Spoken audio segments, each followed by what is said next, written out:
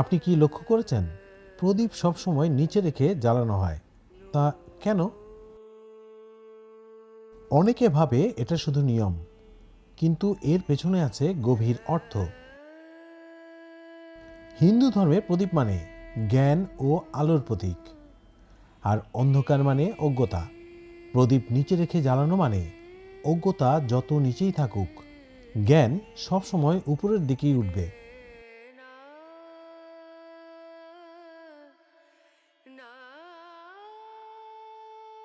এটা আমাদের শেখায় নিজেকে ছোট করে নয়, বিনয় নিয়ে আলো জ্বালাতে হয়। এই কারণেই প্রদীপ নিচে রাখা হয়, কারণ আলো কখনো অহংকার করে না, সে সবাইকে করে আলোকিত।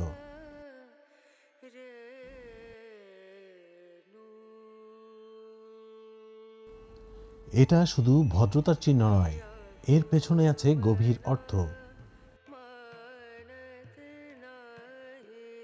হাত জোড়া করা মানে দুটি বিপরীত ভাব, মন আর শরীরকে এক করা। হিন্দু ধর্মে বিশ্বাস করা হয় হাত জোড়া করলে অহংকার কমে আর মন শান্ত হয়। এটা ঈশ্বরকে বলা, আমি প্রস্তুত, আমি শুনতে এসেছি, আমি তোমাকে ধারণ করতে এসেছি। তাই ঠাকুর ঘরে ঢোকার আগে আমরা হাত জোড়া করি ভগবানকে কাছে পাওয়ার জন্য এবং নিজেকে নত করার জন্য।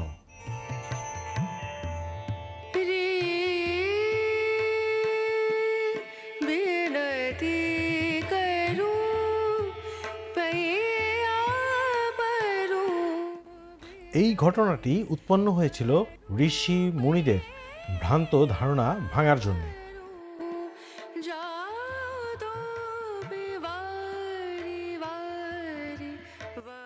ভৃঙ্গি ছিলেন এক পরম শিবভক্ত ঋষি।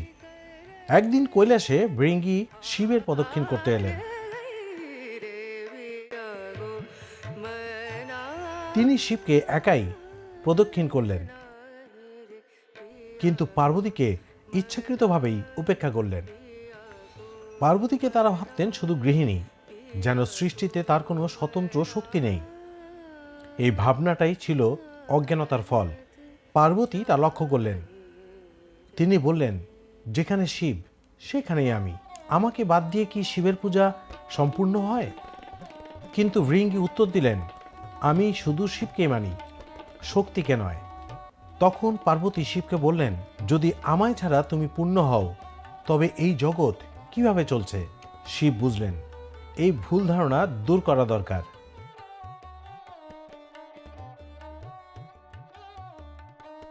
তাই তিনি শিক্ষা দেওয়ার জন্য, মানবজাতিকে বোঝানোর জন্য আবির্ভূত হলেন এক বিস্ময়কর রূপে, অর্ধনারীশ্বর।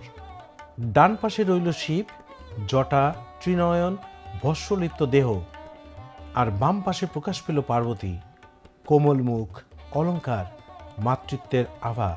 তিনি এই রূপে বোঝাতে চাইলেন, শক্তিকে অবমূল্যায়ন করলে শিবও অসম্পূর্ণ। ভৃঙ্গি তখনও ছাড়লেন না তার জেদ। তিনি নিজের দেহকে কেবল পুরুষ রূপে পরিবর্তন করে অর্ধনারীশ্বরের শুধু শিব অংশ প্রদক্ষিণ করতে চাইলেন। তিনি বিশ্বাস করতেন এই জগতে একমাত্র উপাস্য শিবই সর্বশক্তিমান। কিন্তু সেই ভক্তির মধ্যে জন্ম নিয়েছিল এক ভ্রান্ত ধারণা। ভৃঙ্গি মানতেই চাইতেন না যে পার্বতীও শিবের মতোই সমান শক্তি। তখন পার্বতী তার শরীর থেকে নারী শক্তি কেড়ে নেন। ভৃঙ্গি সঙ্গে সঙ্গে দুর্বল হয়ে পড়লেন। তিনি কেবল হাড়ে পরিণত হলেন। তখনই ভৃঙ্গি বুঝলেন, শক্তি ছাড়া শিবেরও পূজা অসম্পূর্ণ। লজ্জিত ভৃঙ্গি ক্ষমা চাইলেন এবং স্বীকার করলেন, শিব ও পার্বতী আলাদা নন, এক ও অভিন্ন।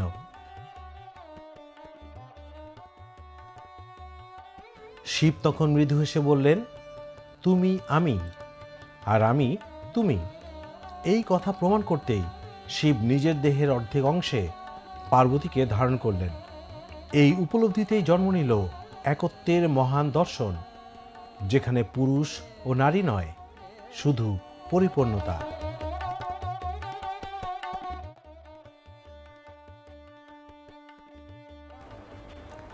জানেন কি, একটি ব্রত আছে যেটা করলে নাকি মহাদেবের মতো স্বামী পাওয়া যায়। এই কারণে শিবরাত্রির দিনে অবিবাহিত মেয়েরা সারাদিন উপবাস করে। কিন্তু এর পেছনে আসল গল্পটা অনেকেই জানে না। দেবী পার্বতী মহাদেবকে পাওয়ার জন্য বছরের পর বছর কঠিন তপস্যা করেছিলেন। তার সেই ভক্তি আর ভালোবাসার স্মৃতিতেই শুরু হয় শিবরাত্রি ব্রত। বিশ্বাস করা হয় এই দিনে মন থেকে প্রার্থনা করলে জীবনে আসে সঠিক মানুষ, আর সম্পর্ক হয় শান্ত ও শক্তিশালী। তাই এটা শুধু স্বামী চাওয়ার ব্রত নয়, এটা ধৈর্য, ভালোবাসা আর বিশ্বাসের প্রতীক। হয়তো এই কারণেই শিবরাত্রির রাতকে বলা হয় ভালোবাসার সবচেয়ে পবিত্র রাত।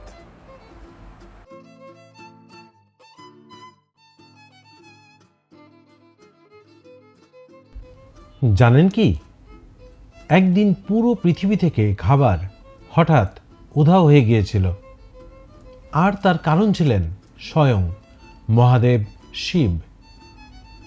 একদিন শিব বললেন, এই জগৎ শুধু মায়া, খাদ্যের তেমন মূল্য নেই।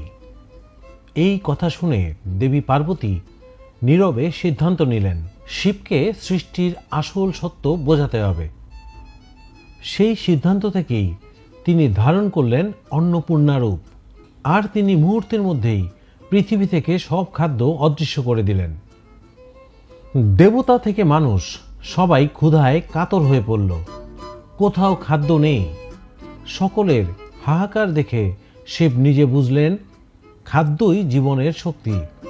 তাই তিনি স্বয়ং ভিক্ষার পাত্র হাতে নিয়ে দাঁড়ালেন অন্নপূর্ণা দেবীর সামনে। আর দেবী তখন নীরবে হেসে নিজ হাতে শিবকে অন্ন দান করলেন। সেই দিন প্রমাণ হয়েছিল শক্তি ছাড়া শিব অসম্পূর্ণ, আর অন্নই জীবনের আসল পূর্ণতা।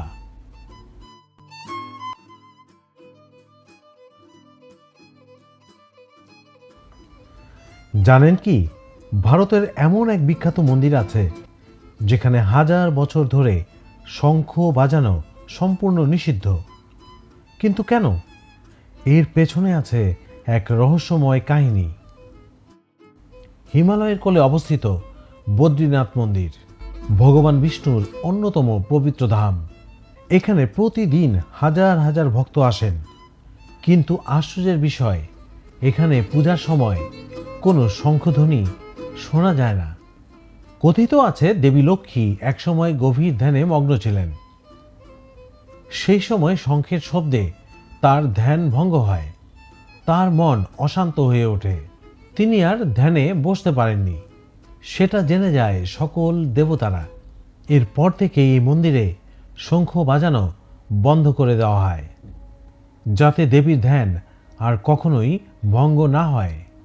সেই ধারা প্রচলিত আছে আজ পর্যন্ত। আরেকটি বিশ্বাস বলে এই অঞ্চলের প্রাকৃতিক নীরবতা ও তুষার ধসের ঝুঁকির কারণে যে কোনো জোরালো শব্দ এবং এই শঙ্খধ্বনি এড়ানো হয়।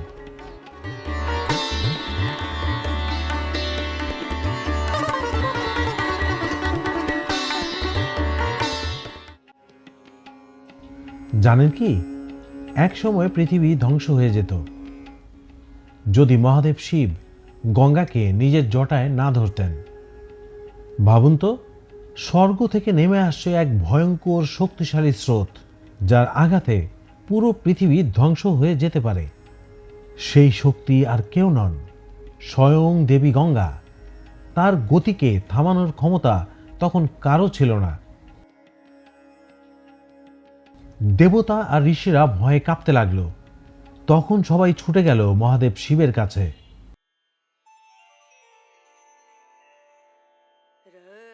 শিব শান্তভাবে নিজের জট খুললেন, আর মুহূর্তের মধ্যে গঙ্গার ভয়ঙ্কর স্রোত আটকে গেল তার জটায়। গঙ্গা সেখানে শান্ত হলেন।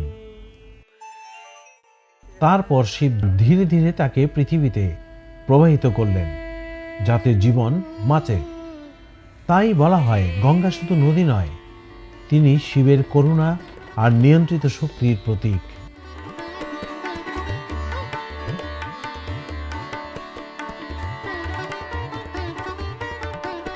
শিবের জটা শুধু চুল নয়, সেটা পৃথিবী রক্ষার শক্তির প্রতীক।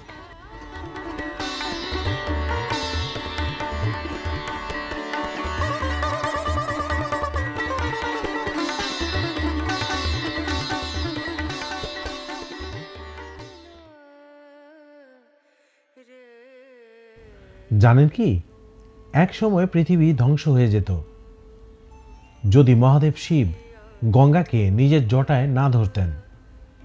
ভাবুন তো, স্বর্গ থেকে নেমে আসছে এক ভয়ঙ্কর শক্তিশালী স্রোত, যার আঘাতে পুরো পৃথিবী ধ্বংস হয়ে যেতে পারে। সেই শক্তি আর কেউ নন, স্বয়ং দেবী গঙ্গা। তার গতিকে থামানোর ক্ষমতা তখন কারো ছিল না। দেবতা আর ঋষিরা ভয়ে কাঁপতে লাগলো। তখন সবাই ছুটে গেল মহাদেব শিবের কাছে। শিব শান্তভাবে নিজের জট খুললেন, আর মুহূর্তের মধ্যে গঙ্গার ভয়ঙ্কর স্রোত আটকে গেল তার জটায়। গঙ্গা সেখানে শান্ত হলেন। তারপর শিব ধীরে ধীরে তাকে পৃথিবীতে প্রবাহিত করলেন, যাতে জীবন বাঁচে। তাই বলা হয়, গঙ্গা শুধু নদী নয়, তিনি শিবের করুণা আর নিয়ন্ত্রিত শক্তির প্রতীক।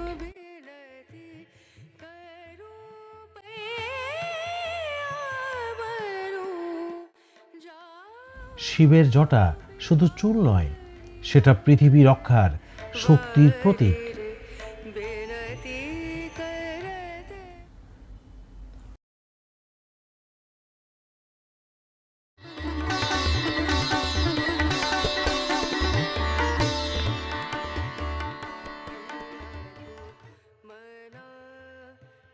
জানেন কি, মহাদেব শিবকে স্বামী হিসেবে পাওয়ার জন্য দেবী পার্বতী এমন তপস্যা করেছিলেন, যা শুনলে অবাক হয়ে যাবেন।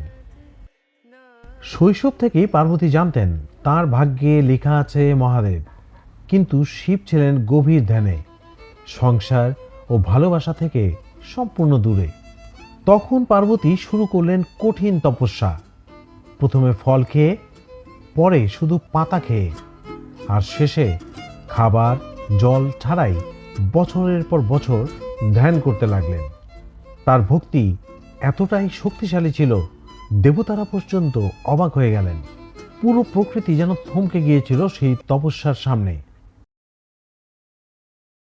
শেষে শিব নিজেই পার্বতীর সামনে এসে তার ভালোবাসা ও ধৈর্যের পরীক্ষা নিলেন, আর বুঝলেন এই ভক্তি সত্যিকারের শক্তি। সেইভাবেই তপস্যার শক্তিতে পার্বতী লাভ করলেন মহাদেবকে, আর সৃষ্টি হয় শিব শক্তির চিরন্তন মিলন।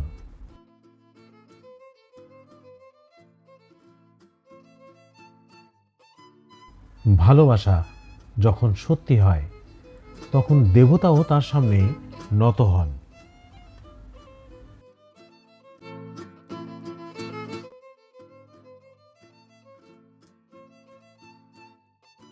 জানেন কি, মহাদেব শিবকে স্বামী হিসেবে পাওয়ার জন্য দেবী পার্বতী এমন তপস্যা করেছিলেন, যা শুনলে অবাক হয়ে যাবেন।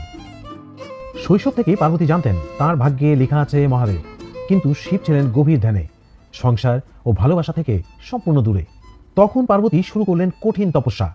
প্রথমে ফল খেয়ে, পরে শুধু পাতা খেয়ে, আর শেষে খাবার জল ছাড়াই বছরের পর বছর ধ্যান করতে লাগলেন। তার ভক্তি এতটাই শক্তিশালী ছিল, দেবতারা পর্যন্ত অবাক হয়ে গেলেন। পুরো প্রকৃতি যেন থমকে গিয়েছিল সেই তপস্যার সামনে। শেষে শিব নিজেই পার্বতীর সামনে এসে তার ভালোবাসা ও ধৈর্যের পরীক্ষা নিলেন, আর বুঝলেন এই ভক্তি সত্যিকারের শক্তি।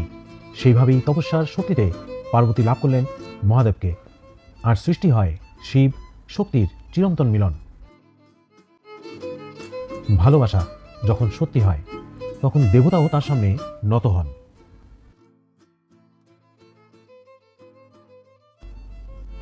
জানেন কি, যেখানে মানুষ যেতে ভয় পায়, স্বয়ং মহাদেব শিব সেখানেই ধ্যান করেন। একবার দেবতারা শিবকে জিজ্ঞাসা করলেন, হে মহাদেব, স্বর্গ ছেড়ে আপনি কেন শ্মশানে থাকেন? চারদিকে আগুন, নীরবতা আর মৃত্যুর গন্ধ এখানে, তবু কেন এখানে আপনি? শিব ধীরে বললেন, এখানেই মানুষ বুঝতে পারে ক্ষমতা, অহংকার, সৌন্দর্য সব একদিন ভস্ম হয়ে যায়। শ্মশান সেই স্থান যেখানে সবাই সমান। মহাদেব সেখানে ধ্যান করেন, কারণ মৃত্যু বুঝে ফেলে সে আর কোনো ভয়কে ভয় পায় না। এখানে মানুষ মৃত্যুর ভয় জয় করেই সত্যিকারের মুক্তি পায়। এই শ্মশান মনে করিয়ে দেয় জন্ম আর মৃত্যু একই চক্রের অংশ। তাই শ্মশান শিবের কাছে ভয় নয়, সেটা জীবনের চরম সত্যের বিদ্যালয়।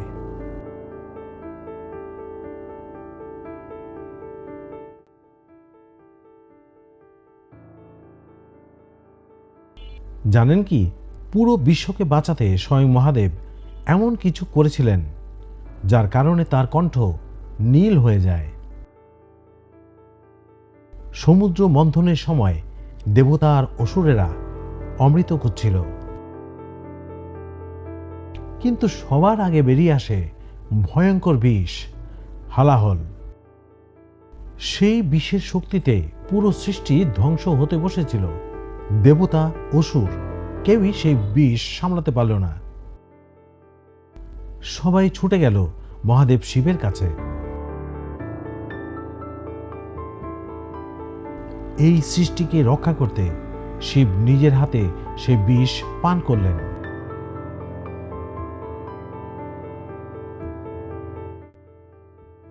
আর ঠিক তখনই দেবী পার্বতী তার কণ্ঠ চেপে ধরেছিলেন, যাতে বিষ শরীরে ছড়িয়ে না পড়ে। শিবের গলায় বিষ আটকে গেল, আর সেই থেকেই মহাদেবের নাম হল নীলকণ্ঠ, অর্থাৎ নীল কণ্ঠধারী, যিনি এই বিশ্বের জন্য নিজেকে উৎসর্গ করেছিলেন।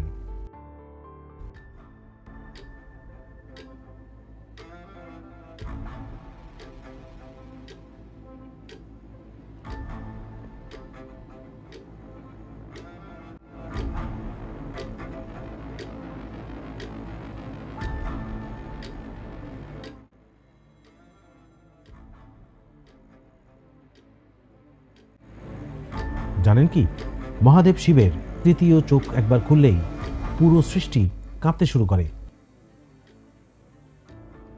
একবার দেবতারা কামদেবকে পাঠালেন যাতে তিনি শিবের ধ্যান ভঙ্গ করেন। কামদেব নিজের শক্তি ব্যবহার করতেই শিবের গভীর ধ্যান ভেঙে যায়।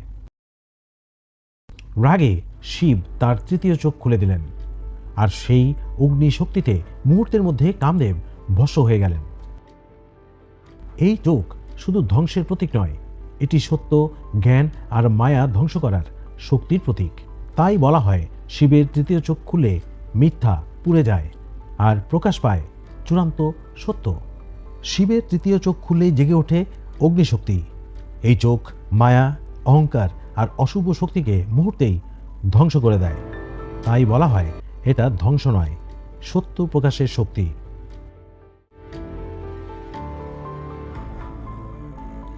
জানেন কি, মহাদেব শিব রাজ মুকুট নয়, নিজের শরীরে মেখে থাকেন ভস্ম, মানে ছাই।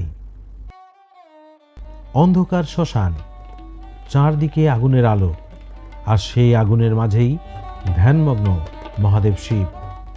একদিন দেবতারা প্রশ্ন করলেন, হে মহাদেব, আপনি স্বর্গের ঐশ্বর্য ছেড়ে কেন এই ভস্ম ধারণ করেন? শিব নীরবে চোখ খুললেন। তিনি মুঠো ভর্তি ভস্ম তুলে বললেন, যা কিছু মানুষ নিজের বলে ভাবছে, একদিন সবই এই ছায়ে পরিণত হবে। এই ভস্মই শিবকে মনে করিয়ে দেয়, অহংকারের শেষ আছে, শরীরের শেষ আছে, কিন্তু আত্মার কোনো শেষ নেই। তাই মহাদেব ভস্ম মেখে থাকেন, যেন মানুষ ভুলে না যায় জীবনের শেষ সত্য এই এক মুঠো ছাই। ভাবুন তো, পুরো মহাবিশ্ব থেমে গেছে, আর সেই নীরবতার মাঝখানে আগুনের বৃত্তে নৃত্য করছেন মহাদেব, নটরাজ। যখন সৃষ্টি আর ধ্বংসের ভারসাম্য নষ্ট হতে থাকে, তখন শিব ধারণ করেন নটরাজ রূপ। তার প্রতিটি পদক্ষেপে কাঁপতে থাকে মহাবিশ্ব। এক হাতে ডমরু, যা নতুন কিছু সৃষ্টির সূচনা, অন্য হাতে আগুন, যা পুরনোকে ধ্বংস করে। আর তার নৃত্যের নিচে চূর্ণ হয় অজ্ঞতা ও অহংকার। এই নৃত্য ধ্বংস নয়, এটা জীবনের চক্র। শেষ মানেই নতুন শুরু, সেটাই নটরাজের বার্তা। তাই শিবের নটরাজ নৃত্য আমাদের শেখায় পরিবর্তনকে ভয় নয়, গ্রহণ করতে হয়।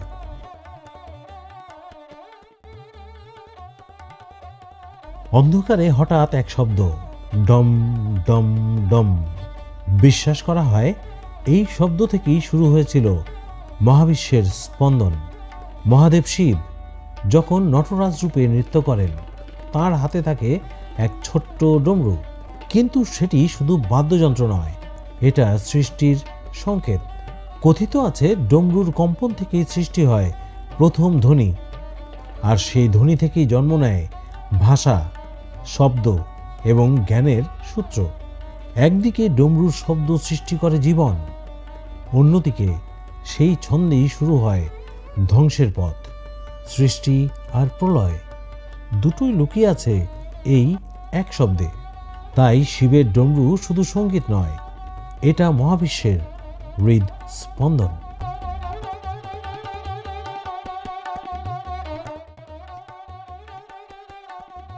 পৃথিবীর সবচেয়ে শক্তিশালী বীর, কিন্তু তিনি নিজেই জানতেন না নিজের শক্তির কথা।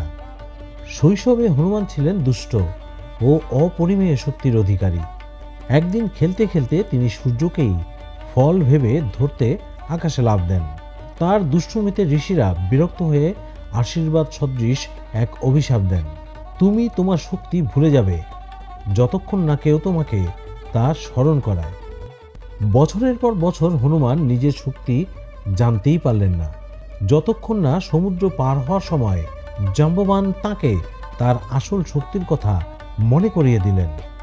সেই মুহূর্তেই জেগে উঠল মহাশক্তি, আর হনুমান বুঝলেন শক্তি সব সময় ছিল, শুধু বিশ্বাসটাই ঘুমিয়েছিল।